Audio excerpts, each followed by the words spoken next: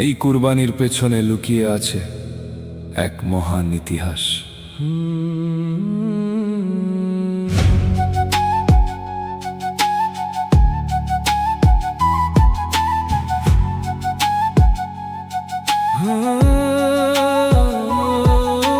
হাজার হাজার বছর আগে এক নবীর স্বপ্নে এলো আল্লাহর ডাক, ইব্রাহিম তোমার সন্তানকে কুরবান করো।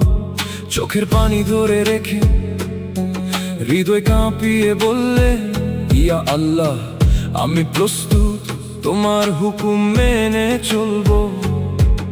ইসমাইল তখন কিশোর, বাবার কাছে শুনলো কথা, বাবা আল্লাহ যা বলেছেন তাই করো, আমি রাজি আছি।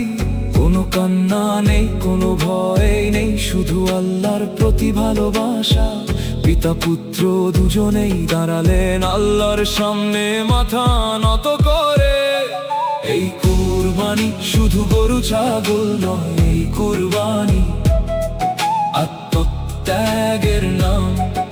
ইব্রাহিমের বিশ্বাস, ইসমাইলের সমর্পণ, আজ প্রতিদিন আমরা সে ইতিহাস স্মরণ করি। মিনার ময়দানে চলছে পিতা পুত্রের যাত্রা, ছুরি হাতে ইব্রাহিম, চোখে পানি, হৃদয়ে আল্লাহ। ইসমাইল বলল, বাবা আমার চোখ বেঁধে দাও, যেন তোমার হাত কাঁপে না, যেন কষ্ট না পাও। ছুরি চালালেন ইব্রাহিম, কিন্তু ছুরি কাটলো না। আকাশ থেকে জিবরাইল নেমে এলেন, রাম নিয়ে হাজির। ইয়া ইব্রাহিম তুমি তোমার পরীক্ষায় উত্তীর্ণ হয়েছ, এই পশু কুরবান করো, তোমার সন্তান বেঁচে গেল।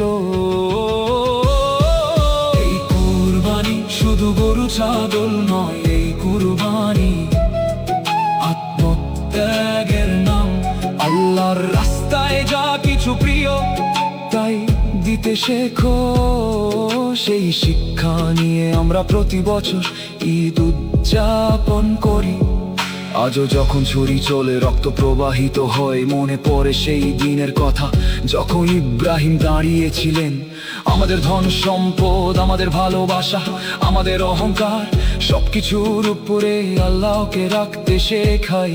এই কুরবানি ধনী গরিব সবাই একসাথে ভাগ করে খায়।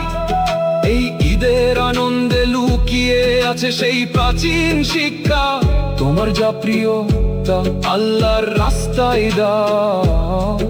এই বার্তা নিয়ে আমরা প্রতি বছর কুরবানি করি। ইব্রাহিম, ইসমাইল তোমাদের আত্মত্যাগের কাছে আমরা ঋণী। আল্লাহ আমাদের সবার কুরবানি কবুল করুন। এই কুরবানির ঈদ শুধু উৎসব নয়, এই ঈদ বিশ্বাসের ত্যাগে ভালোবাসার নাম। ইব্রাহিমের স্বপ্ন থেকে শুরু হয়েছিল, আজ সে স্বপ্ন বেঁচে আছে প্রতিটি মুসলিমের হৃদয়। ঈদ মুবারক, কুরবানি কবুল হোক। আল্লাহু